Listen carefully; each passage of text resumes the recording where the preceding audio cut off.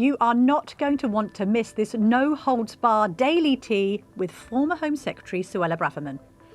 And I'm going to be talking about why and how we need to leave the ECHR. She really doesn't hold back on that, on immigration, on crime, and on Keir Starmer. I've lost count of the number of small businesses in Fareham Waterlooville that I talk to. Hairdressers, cafes, dry cleaners, the white van man down the road, who are genuinely terrified of the prospect of the next few years, and they think they might go under. And those are small businesses that they've sacrificed and scrimped and saved and worked so hard for over decades, and they might employ a few people, but it's their livelihoods, and they're some of the best people in this country, and they're going to be the victims of this incompetent, clueless, vapid excuse for a fool that we have running this country. Suella Braverman, former Home Secretary, joins us in the Daily Tea studio. Your debut appearance here, I think, in the flesh, isn't it? Possibly. And let us please offer you a cup of tea from the big yellow teapot. Do you drink tea? I do, yes. Would you like one?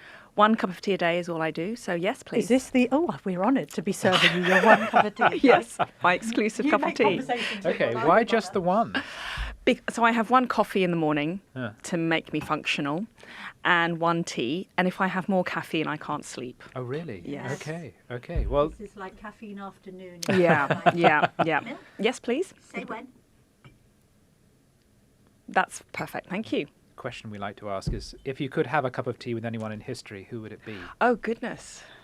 Well, Alfred the Great is really? is of the moment, isn't he? Did you see that GB News interview? That's such a, not only a niche answer, but a niche reference that it would require us about 40 minutes to explain. This is a GB News interview where I've missed this. They stopped a young man in the street and they asked him about British values, and they interrogated him. They gave him a list of historical names to see if he recognised them, and one of them was Alfred the Great. And it was just, it's divided people, because some people say he's just an ordinary British bloke. And no one knows about Alfred the Great. I've got coffee, thank you. Thank you. Other people are saying you ought to know about Alfred the Great if he's truly British. But, I mean, surely most Brits, you can still be British, totally British, and be completely ignorant of Alfred the Great. Totally. In fact, I would invite that chap who was interviewed and Alfred, and we'd all have a cup of tea together. Because I thought that chap he didn't do anything wrong. He didn't say anything hostile or negative about Britain. Yeah. He was a regular guy. He was put on the spot. Okay, maybe not the most articulate, but... Yes. Didn't say anything negative or horrible about our country, which is what we often hear. I and agree. He didn't know all of his history and his facts, but that's entirely fine as well. So we've got to welcome everybody and values accept everyone. are lived, not articulated. Yes. People don't go around in their daily life saying, I'm going to offer you a cup of tea because we're British. Yes. They just do it because they're British. Absolutely. There we go. We shouldn't have a snobbery. No. And a Agreed. purity test. In Agreed. that sense. Wow, that wasn't how I was thinking we would start this podcast. You're actually but I'm here to glad talk about your British constitutional law. So that's a indeed. very good way in, actually. Shall we start with the hot topic of the era, which is the ECHR, and your views on it? I mean, first of all, what's wrong with our adherence to it? Well, I think I'm right in saying I was one of the first, if not the first, sitting Tory minister to call publicly for us to leave back in 2022 when I was Attorney General, much to the dismay of some of my colleagues at the time. 3 years on, it seems that some of those same colleagues have changed their mind, and it looks likely, I think, that the Conservative Party will shift and probably formally announce a policy of supporting withdrawal later this year. I don't know. But you've asked me what are the problems with our membership. For me, as I say in the report, actually, and our film, the final straw was when we had the planes on the tarmac with illegal migrants on those planes ready to be deported to Rwanda. And that was an agreement that had been struck by this sovereign government with a mandate to stop the boats. And it was all perfectly legitimate. But at the 11th hour, an unknown judge, pursuant to an opaque process in the Strasbourg court, intervened and issued an injunction on those flights. And as a result, those flights never got off the ground. And it was pretty much fatal to the whole policy, because following that decision by the European Court of Human Rights to block those flights to Rwanda, it set off a series of appeals and court action, culminating in a Supreme Court decision, which was handed down while I was Home Secretary, actually, that ruled that the whole policy was unlawful. So that was just one little example of how our membership of the ECHR has thwarted our ability to control our borders. Forgive me for asking this, but I was under the impression that if Parliament said something was so, that is what is lawful. Is that not correct? Can Parliament not just say, actually, we've taken your advice, ECHR, but we as the sovereign body are going to vote and pass a law that says you're wrong and you can do Rwanda? Well, that is the theory of parliamentary supremacy, which is the foundation of our democracy and our constitution. However, our membership of the ECHR has very largely undermined that notion of parliamentary supremacy, because as long as we've been a member of the court and the convention, it's foreign judges and interpretations of the convention that can effectively tell our parliament what to do. And that's why, Parliament passed 3 acts of parliament, 3 laws to stop the boats. As Home Secretary, I was unable to remove or deport a single illegal arrival to Rwanda because of the convention, the court, or interpretations of the convention in our own courts. And is this just about Rwanda, or are there other areas of law? I mean, so in other words, is this just you complaining because you had this one policy that got frustrated, or are there other ways in which the ECHR? So many other areas. Right. So stopping the boats is one big example. Broader asylum policy is hamstrung by our membership of the convention. So we've not been able to, again, I listed it in the paper, we weren't able to deport a foreign paedophile because of his human rights. We've not been able to deport foreign terrorists because of their human rights. Theresa May was blocked for years from deporting the Al-Qaeda terrorist Abu Qatada because of the European Convention on Human Rights. So asylum, deportation, immigration policy is one big area. Another big area is protesting and policing. So you'll remember the Colston statue case. Now, this happened when I was Attorney General, and I was able to fix it. So it's not just about passing the buck and blaming someone else. I was able to fix the problem. Situation there, BLM rioters pulled down the Colston statue, in their protest. They were arrested and charged with criminal damage, rightly so. But at trial, they were acquitted. They were acquitted of criminal damage because they used the defence of human rights, Articles 10 and 11. And that served as a whole defence. That the statue was a threat to their human rights. They said that their right to assembly and freedom of expression was more important than the police's power to enforce civil order. And as Attorney General, I challenged that case on the law and was able to correct it, but only after years of legal chaos. And that's because of a seminal case called Ziegler. Ziegler is a Supreme Court case which interprets the convention in a very broad way and basically says that militant protesters have very broad human rights, even when they're obstructing the highway or committing criminal damage or breaking the law in other ways. So protesting and policing rights is one example. And another large example I talk about is veterans and the mistreatment and I would say the persecution of some of our veterans through the courts for decades after their brave service, notably in Northern Ireland.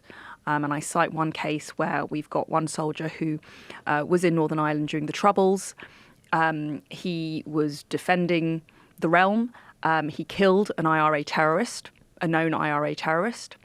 And ever since then, he's been under investigation 5 times. And he's been charged with murder, simply for defending our country and fighting the IRA. The rights of IRA terrorists have become more important than your rights or my rights.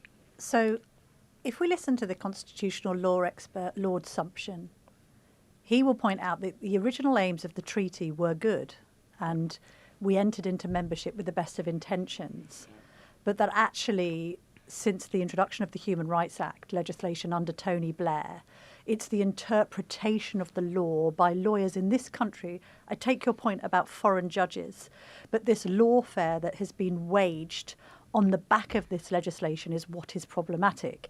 We have carved out exceptions in the past, haven't we? For instance, David Cameron on prisoner voter rights. We also know that other countries that are signatories to the convention actually ignore parts of it and do what they wish. So to what extent is this a problem with our own judiciary as well, Suella? It is. There is a problem with our own judiciary as well. And that's why my plan is not narrowly focused on mere withdrawal.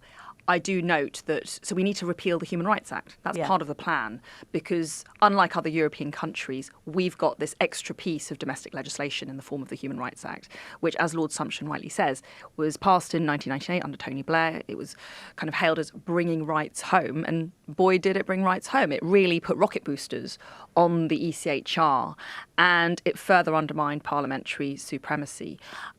It has really been one of the main reasons why our border control is non-existent, and we've been so emasculated in carrying out state functions in many ways. So the Human Rights Act needs to go.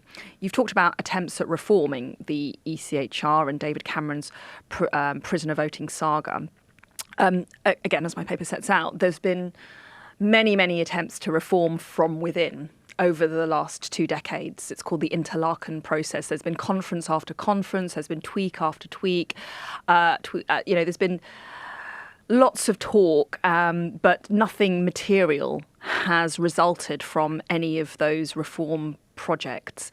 Prisoner voting is an interesting case study in kind of reasonable defiance, you might want to call it. So acknowledged breach. So this saga is where a law was passed by the UK Parliament banning prisoners from having the vote. And that was deemed to be in line with what the British people wanted. I think there was a mandate for it. It was challenged up to the European Court of Human Rights. And the European Court of Human Rights said, no, this law is illegal and it's a violation of human rights. The UK Parliament, UK government needs to strike it down. You're in breach. Now, for decades, both the Labour and Conservative governments acknowledged that we were in breach of international law, of the European Convention. But they kind of kicked the can down the road and they paid lip service and they said to the Council of, yes, we're going to consider. And they did that for 5 years. Yes, we're going to review the situation. And they did that for another 5 years. Yes, we're going to consult. And they did that for another 5 years. And they just dragged their heels, knowingly in breach of the convention. Now, that is a possibility. We could just breach the convention brazenly and, refuse to comply. I don't think that's intellectually honest.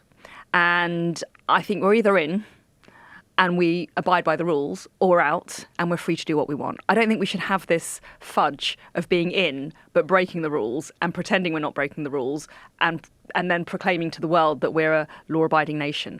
I don't think it's intellectually or legally coherent. Can I just pick you up on one thing that you just said in that, as a former Home Secretary, that I think people will find quite staggering?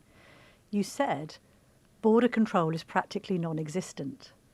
Now, is that how you felt when you were Home Secretary? Can you just take us inside the Home Office? The perception among the Telegraph audience is that border control is in total chaos, that the department itself is not fit for purpose. That was something a predecessor, John Reid, said back in the 90s. Just talk us through, were you Home Secretary tearing your hair out going, we need to stop these illegals, we need to bring down legal migration, and having civil servants push against it? What was it like? It's very frustrating because everyone expects you as Home Secretary to fix the problem and holds you responsible. Rightly, you are responsible, but you're powerless. So you're the figurehead for the blame and the kind of failure, but your hands are tied because of the legal structures, because of the labyrinthine system that we're working in, and the net effect is that we have an open borders system. We have open borders in this country. You only have to look at the beaches of Dover any day to see that. People are brazenly breaking into our country, largely with impunity. They know how to do it. They know that they can get away with it. They know that it's the path to a life in the UK. And if they can get the right legally aided lawyer and play the system, they're probably set up for a future in the UK And unlawfully, and they don't care, and there's nothing we can do about it at the moment. Did you sense that there were some public officials who didn't believe in border control? Yes, to a degree, yes. But I am not one of these politicians who likes to blame the civil servants. They are unidentifiable, and they are following orders. The reason we failed was not because of the civil service. The reason we failed is because of lack of political will. Right. I grew frustrated, and eventually it was an unsustainable relationship with my Prime Minister and cabinet colleagues because no one around the cabinet table really wanted to do what was necessary. We went through the motions of passing another law and building up the expectations, but the reality was that no one around the cabinet table wanted to do the essential difficult work, which was to leave the ECHR and radically reform our laws. So when Rishi Sunak kept on saying, stop the boats, stop the boats, stop the boats during the last general election, was he lying? During the last general election, by the time of the last general election, he'd already failed at stopping the boats. He'd had just over a year to stop the boats. He'd passed a law. He'd passed 2 laws to stop the boats. He had promised to stop the boats. He'd broken the promise by the time of the general election. I don't think anyone believed him. So was he fibbing? I mean, do you think that you wanted to stop the boats, but he didn't, deep I down? don't think he wanted to do what was necessary.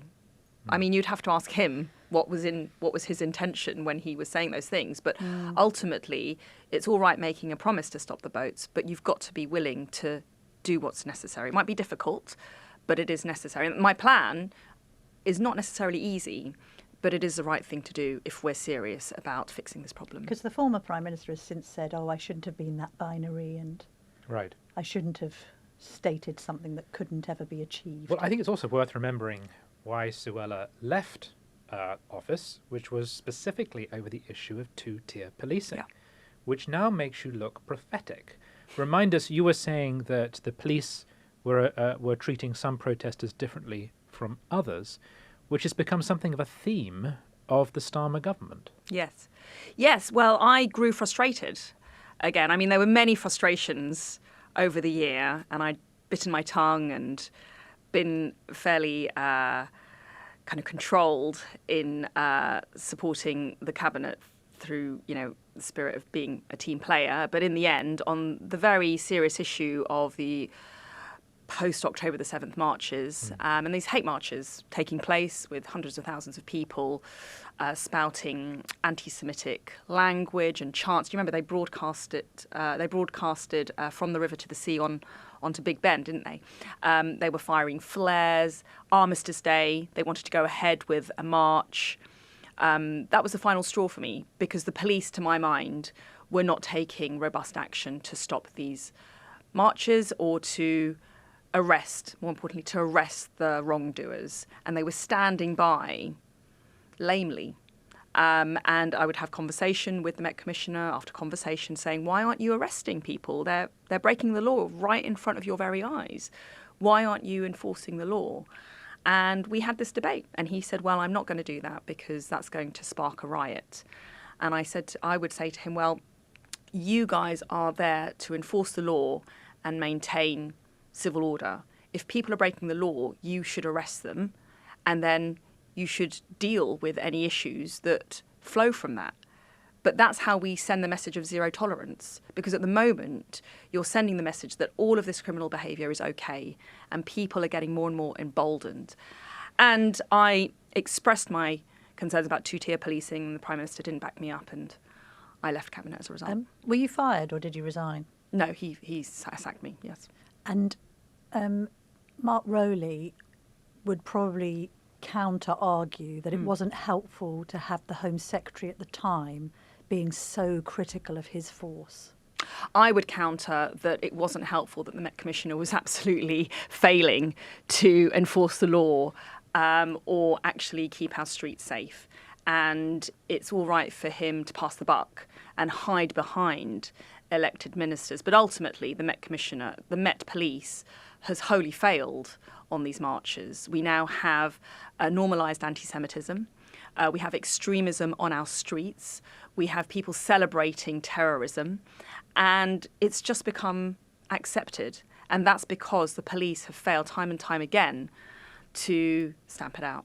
And ultimately, I lost confidence in the Met Commissioner. So there was no possibility of us working again together. Did you try to bring in any measures when you were Home Secretary to clamp down on Islamic extremism? For instance, I've still been trying to work out, speaking to various people in your party and now out of it, including Michael Gove, whatever happened to David Cameron trying to prescribe the Muslim Brotherhood. It's a big feature of a lot of the rhetoric around extremism in the UK today. What involvement did you have with that? Did you try and clamp down? Did civil servants and others push back? And then we can perhaps get into the rape gangs as well on that.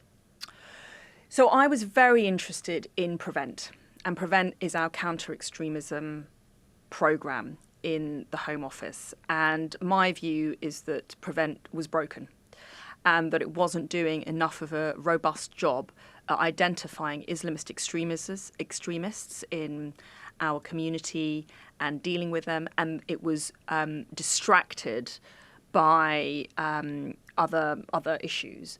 And so Sir William Shawcross issued a report on how to fix Prevent. He issued that while I was Home Secretary. A very comprehensive report. He talked about an institutional cowardice, which I think sums up the problem. Again, similar to rape gangs, a kind of fear of being called racist. So therefore, people who are tasked with the job of identifying extremism on the ground and taking remedial action have held back out of fears of being smeared as Islamophobic or racist. And that's a culture that has infected Prevent, and that's why it has been broken for some time. So we instituted some changes. Did I have long enough for those changes to take root and actually turn the organisation around? No. And I'm afraid we still have a system that is not fit for purpose when it comes to tackling Islamist extremism. Nigel Farage has said that he thinks Britain is on the verge of societal collapse. Do you agree with that?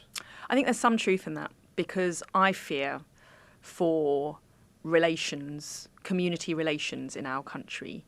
I sense a lot of malaise, a huge level of frustration, anger and fear amongst regular, ordinary folk because of out-of-control immigration, because of an arrogant and dismissive elite and establishment, which keeps branding anyone who voices these fears as far-right or racist, and no sign of any solution on the horizon. And I think that that is a very toxic combination, because people will then feel they've got no option but to take things into their own hands, and then things can rapidly spiral out of control. So I do fear for the state of civil order in this country, yeah. And do you agree with Alex Burkhardt that the Tories should continue to apologise, or is it time to move on from saying sorry? I think that we have a lot to apologise for. We failed. This is why on the night of the general election, I said sorry. I was re-elected in Fareham and Waterlooville, and the first thing I said was, I am sorry on behalf of this Tory government. We failed on immigration. We failed to cut legal migration, stop the boats.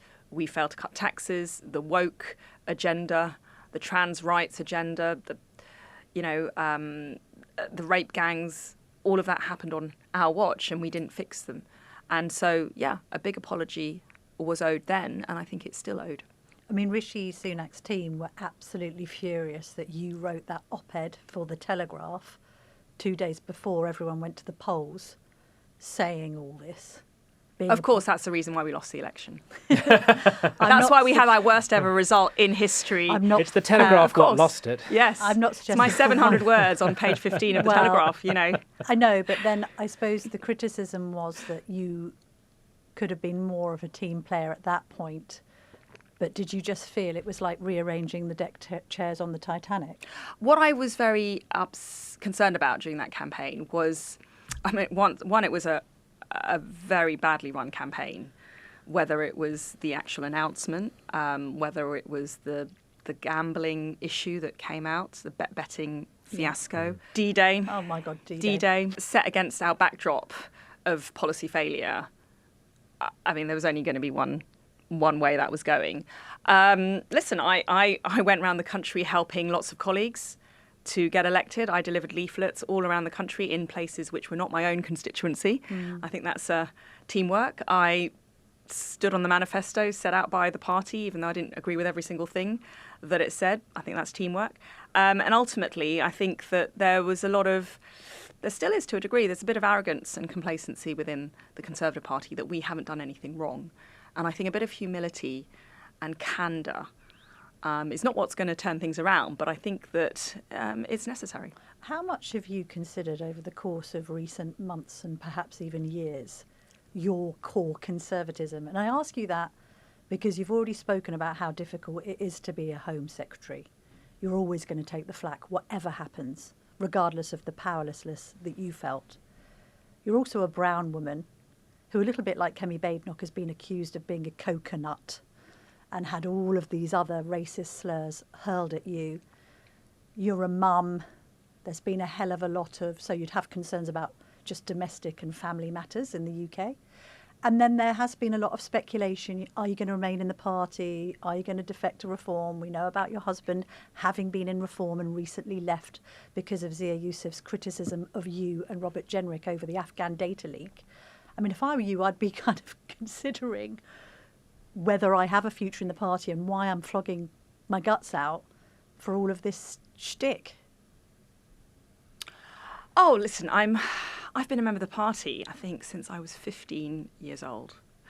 So a very long time. And, my family's in the party. I've just been re-elected as a Conservative MP. I've got a wonderful team of people who are local Conservatives in Fareham Waterlooville.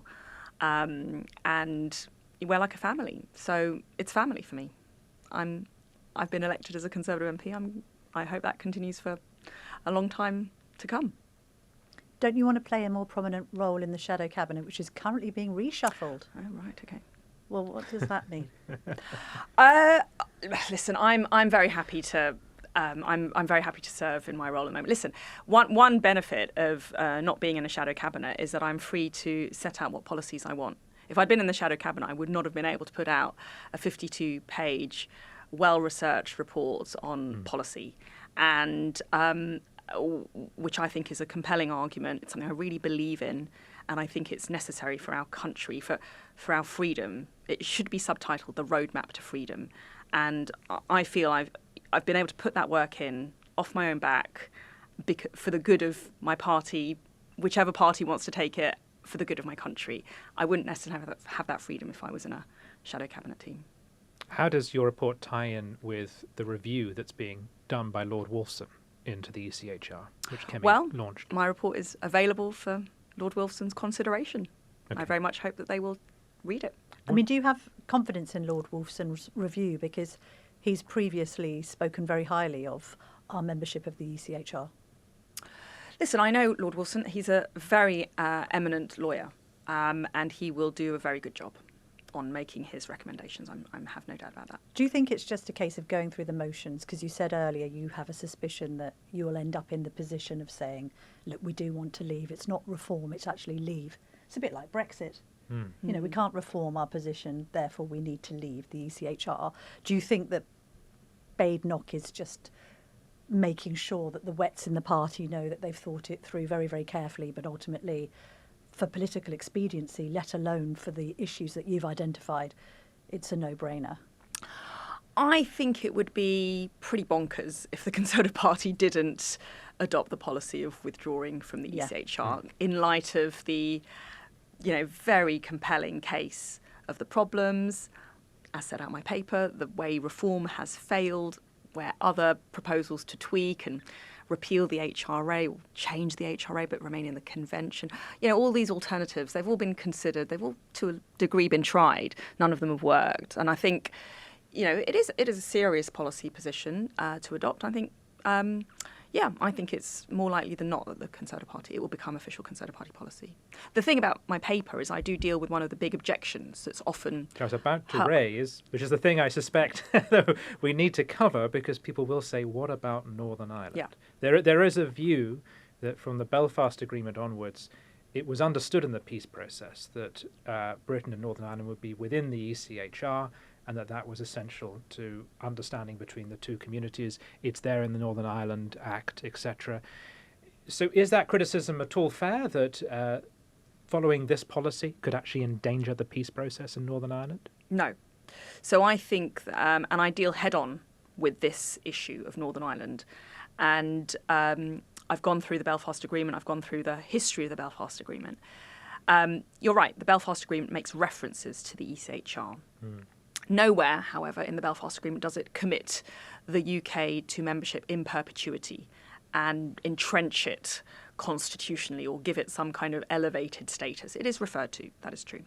If you look at the evolution of the Belfast Agreement in the last 2 decades, it's been changed, it's been chopped, it's been changed, it's been adapted, it's been ripped up, actually, if you were to believe the late Lord Trimble, who said that it's fundamentally been breached by the Northern Ireland Protocol. And yet, life carried on.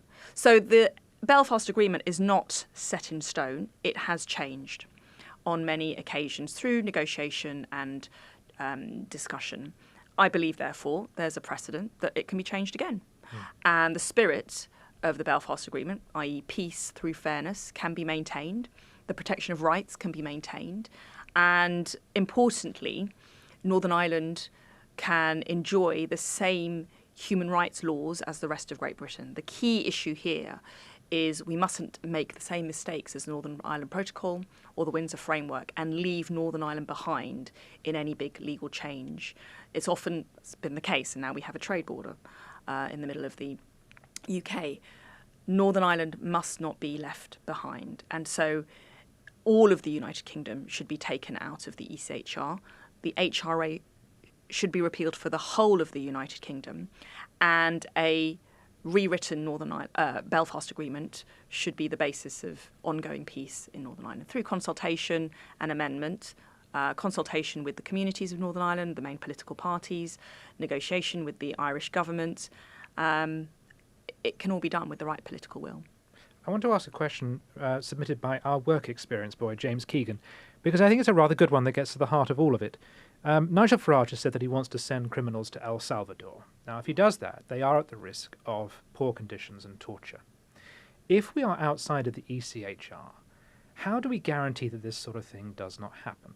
And it goes to the heart of it, because people who are pro-ECHR, yeah, okay, some of them are just wet liberals who just resent us leaving the EU, but many of them also regard it as a backstop when it comes to fundamental human rights. And they're worried that if everything's just in the power of Parliament, that a majority could come in and do something like say, well, we'll send people we don't like to a country that practices torture. And they're worried that because we're outside of the ECHR, because there is nowhere else to go to protest that, they're worried that fundamental human rights would be at risk. That would be to misunderstand the origins of human rights protections. And the key thing here is that coming out of the ECHR does not need to mean, nor will it mean, a scrapping of civil liberties or a burning down of human rights. We had human rights protections to quite a sophisticated degree, I should add, in 1950, when the ECHR came into force, or when we signed up to it. For centuries, before the ECHR was even thought about, the English legal system, the UK, has been protecting civil liberties back to the dates of Magna Carta. The right to life, Article 2, is protected in parliamentary statute, the Offences Against the Person Act, 1861, and the common law, homicide, other laws which have evolved through our courts. The right against unlawful detention is protected in the Police and Criminal Evidence Act, 1984, and the common law. So we have a very high-functioning and highly evolved legal ecosystem in this country. The convention has been a document that has been imposed above our system originally, merely as a kind of aspirational declaratory document. But with the court and over the years and with the changes, it's become more and more embedded in our legal culture. You can take that away and you can actually revive our common law. You can make it much more faithful to the tradition of English jurisprudence, which is the common law, which is judge-made law, which is predictable, flexible, much more honouring the spirit of and the application of parliamentary supremacy. There's a reason why the common law is emulated around the world. It's because it's incredibly pragmatic and it is very rich. It's very rich, and it's not about a top-down blanket approach of rights written out in stone and imposed from high on above, with judges allowed to claw onto a word and then expand it. It's about resolving disputes as they arise, building the law out of disputes in an organic way. That's what the genesis of the common law was, supplanted by parliamentary statute. And so there is ample scope for allowing the courts plus statute to provide the protections you talk about. Can I ask you a couple of questions about legal migration? First of all, what do you think of Reform's net zero migration idea? I think it's a good idea, actually. I think that we need, again, we need to commit to a cap, but we need to actually be honest about what that cap is. And I think, as low as possible or in the tens of thousands is not credible. And so I can see where Reform is coming from. They're trying to give a number and show seriousness about the commitment. Ultimately, we need fewer people to come into this country than we are currently or have done historically. And allowing for emigration, I think it's going along the right lines. And it's workable that if a figure was produced, that a Home Secretary could enforce it? Yes. If you have a labour market assessment and if you have the right changes in place on our legal migration system, like, this is what I wanted to do but was blocked. If you raise the salary threshold, it's a very sensitive system. It can respond very quickly to changes. Salary threshold, I don't know, was 26,000. If you raise that to 30,000, if you raise it to 32,500, there are consequent changes in the inflow just as a result of actual quite minor changes to the salary threshold. I would say, raise it to 40,000, actually, if you want to get the drop to be dramatic. But you can make those changes. A whole raft of operational changes can be made to actually get the numbers down. But then don't you need carve-outs for healthcare, hospitality and such? You could make that decision depending on what your labour market needs are. But I would also recall that we've got, millions of people, Brits, on out-of-work welfare. And I would say far better to start recruiting from that pool of people before recruiting from abroad. I'm just getting my phone out to look at a story that has got a lot of traction online. The story is about migrants scamming their way into Britain using forged visa documents brought from consultants, boasting openly about weak border controls. Pakistani migrants are paying up to £50,000 for visa applications, which the Home Office is waving through, despite the documents being littered with errors and falsehoods. And this is a Telegraph investigation by our colleague Sophia Yan. Very bad, very bad. Action needs to be taken against these people. If they're a lawyer, if they've got professional qualifications, it's the professional regulator that should be investigating and kicking this person out of the profession. And if they're breaking the criminal law, the police should be involved. But you know what? I would be in favour of travel bans on particular countries. Which countries spring to mind? Difficult for me to say at the moment, but I do think if you looked at the data and you looked at where are the most illegal arrivals coming from, then I think I think there needs to be more robust action. And if some of these countries are not taking back their prisoners, for example, we have 10,000 foreign prisoners, foreign national offenders in our prisons. Our prisons crisis would be solved largely if we were able to remove that cohort and free up those 10,000 spaces. The government wouldn't need to be releasing prisoners, British prisoners, early.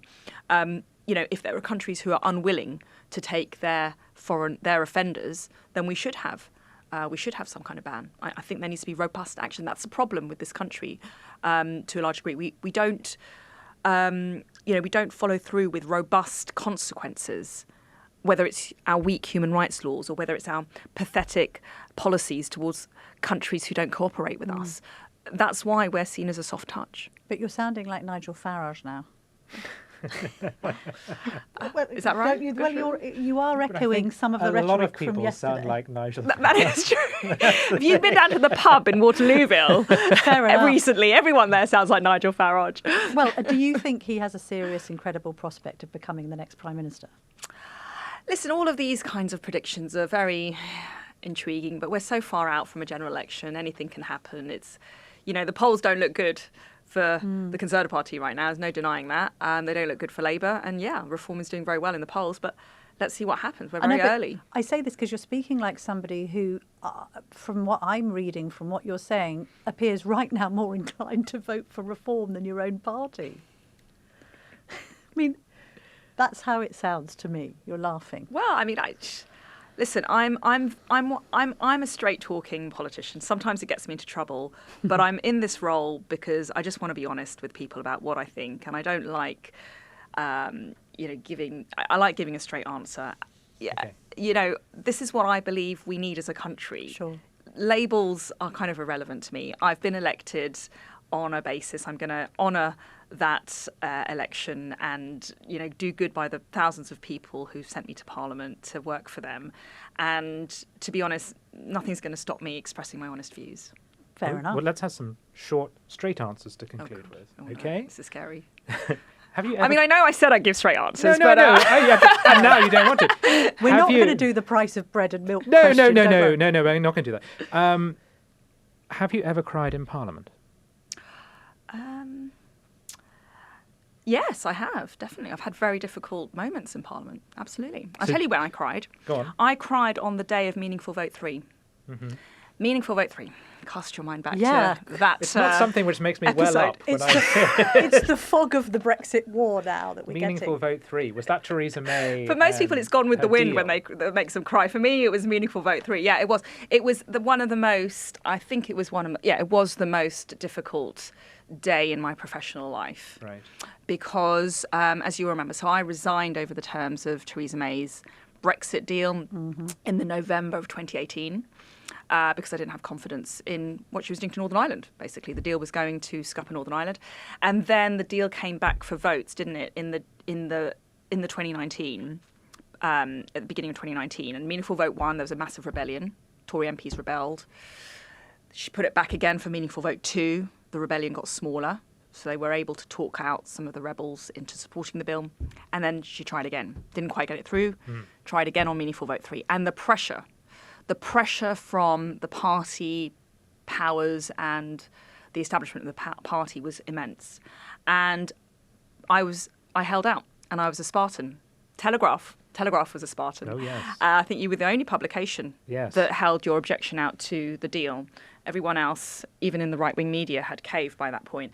But and I just couldn't change my mind on the deal. Nothing had changed to the terms of the deal. It was still a betrayal of the Brexit referendum. It was still going to undermine Northern Ireland's position. But we were being accused, similarly to what you just put to me earlier about the general election, accused of being traitors, accused of not being team players, accused of letting Jeremy Corbyn in. We are being accused, and in the tea rooms of Parliament and in the Commons chamber, my own colleagues were being very aggressive. Everyone it was a very anxious situation. Was Theresa May going to win this? It was going to make or break her premiership. And the pressure was immense. And I've never felt as much pressure. Social pressure from your colleagues and your contemporaries to join them. And if you didn't, you're a traitor and you're scum.